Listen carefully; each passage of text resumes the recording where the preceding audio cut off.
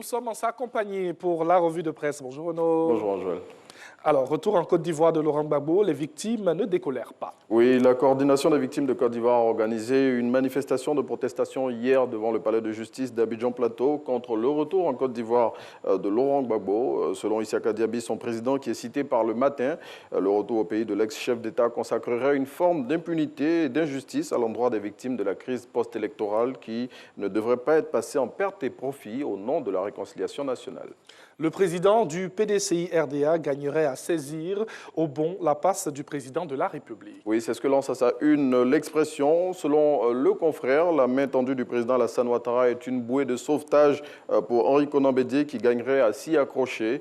À en croire le quotidien, au vu de tous les chamboulements qu'on constate en ce moment au sein du vieux parti, cette main tendue se présente comme le dernier recours du sphinx de Daoukro.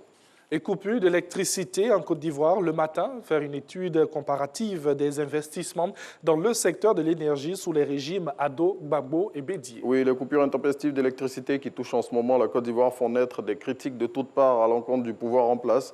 Pour y apporter une réponse, chiffre à l'appui, le matin confronte les bilans des investissements dans le secteur énergétique des régimes des trois leaders. Et selon lui, au vu de ces chiffres, plus rien ne doit contester la volonté des autorités actuelles à apporter une réponse claire à la couverture énergétique du pays.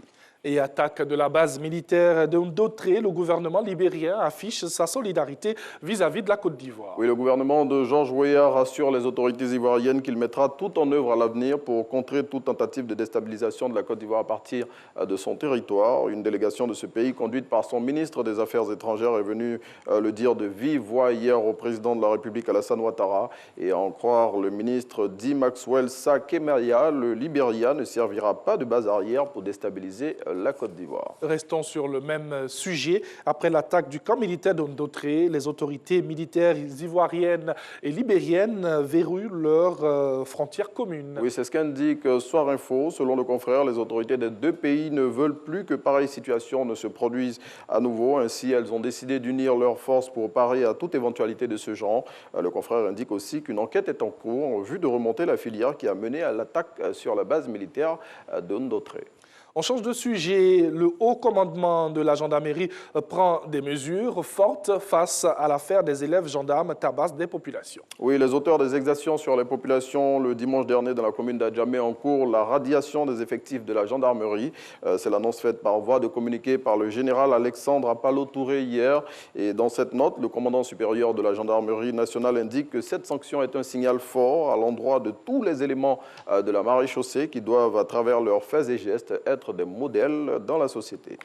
Et l'on nous dit, l'un des fleurons de l'enseignement catholique en Côte d'Ivoire est menacé de destruction. Oui, l'externat Saint-Paul du Plateau va être rasé. Cet établissement d'enseignement catholique qui a formé plusieurs générations de cadres en Côte d'Ivoire va disparaître au mois de juillet prochain en raison des difficultés financières que rencontre le clergé catholique. Et cette situation, si elle se concrétise, va mettre à la rue plus de 700 élèves selon Abidjan.net. Et à en croire le site d'information, les parents des apprenants de cette école demandent un moratoire d'une année au chef de l'Église catholique de Côte d'Ivoire afin de recaser leur progéniture. Et belle petite nouvelle en sport avant de terminer. Sport football, les clubs de première division sont passés à la caisse hier. Oui, 25 millions de francs CFA, c'est le montant des chèques reçus hier lundi par l'ensemble des clubs de Ligue 1 au titre des droits télé. Il faut savoir qu'avant l'opération de ce lundi, toutes les équipes du championnat d'élite, à l'exception de l'Africa Sport d'Abidjan, avaient déjà reçu 14 millions de francs CFA.